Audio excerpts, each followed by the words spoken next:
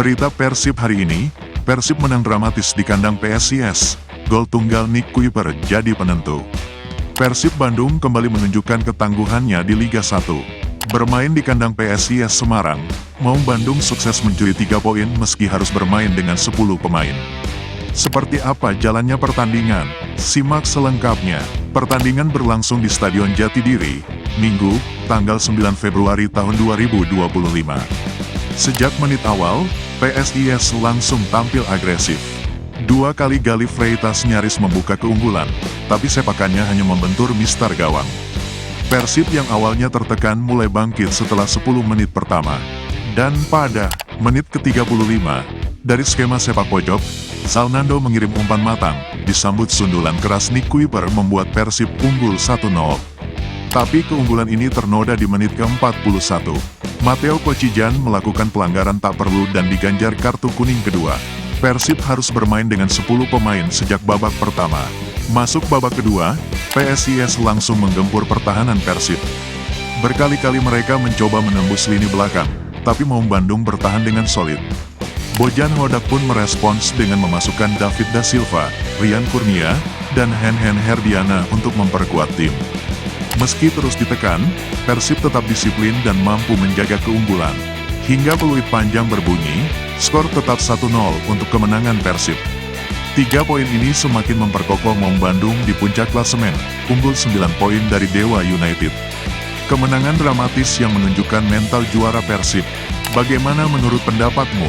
Tuliskan di kolom komentar dan jangan lupa klik tombol subscribe dan like-nya supaya kamu tidak ketinggalan berita Persib terbaru setiap harinya.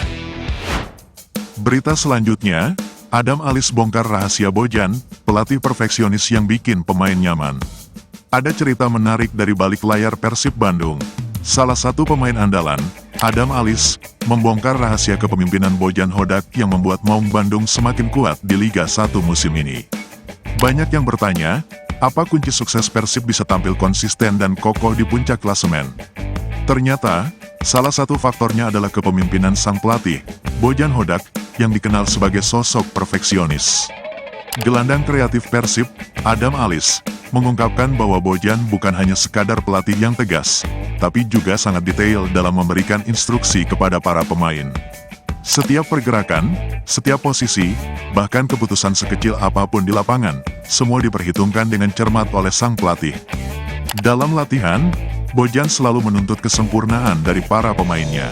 Ia ingin setiap umpan, setiap pressing, dan setiap transisi permainan dilakukan dengan benar. Tak heran, Persib kini memiliki organisasi permainan yang solid dan sulit ditembus lawan. Tapi meski dikenal tegas dan disiplin, Adam Alis juga menekankan satu hal yang membuat Bojan berbeda dari pelatih lainnya.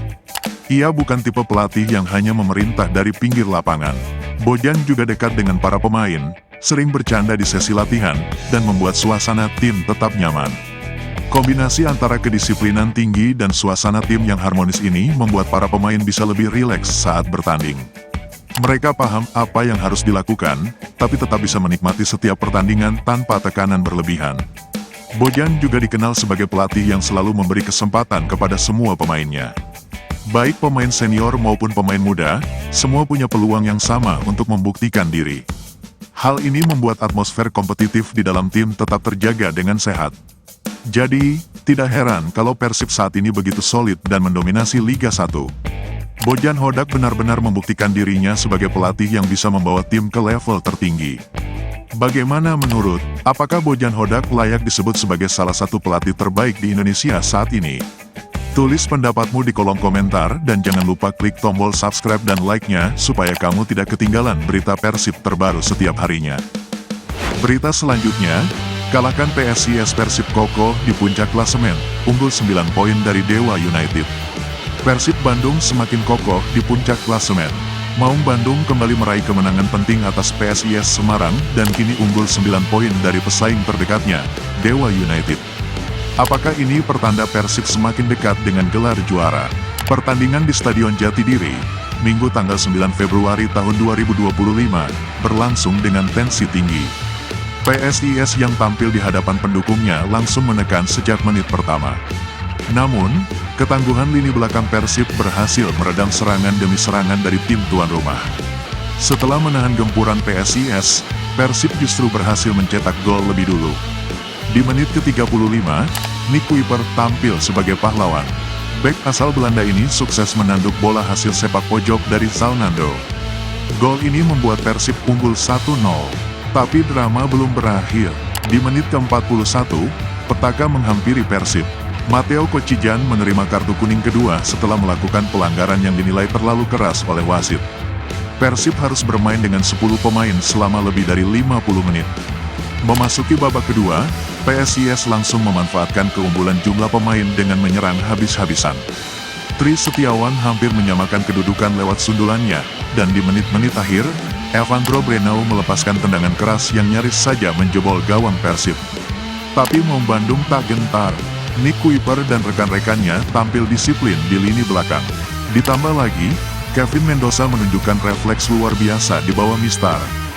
Hingga peluit panjang berbunyi, skor tetap bertahan 1-0 untuk kemenangan Persib. Kemenangan ini sangat berarti bagi Maung Bandung. Dengan tambahan 3 poin, Persib kini mengoleksi 49 poin dan semakin menjauh dari para pesaingnya.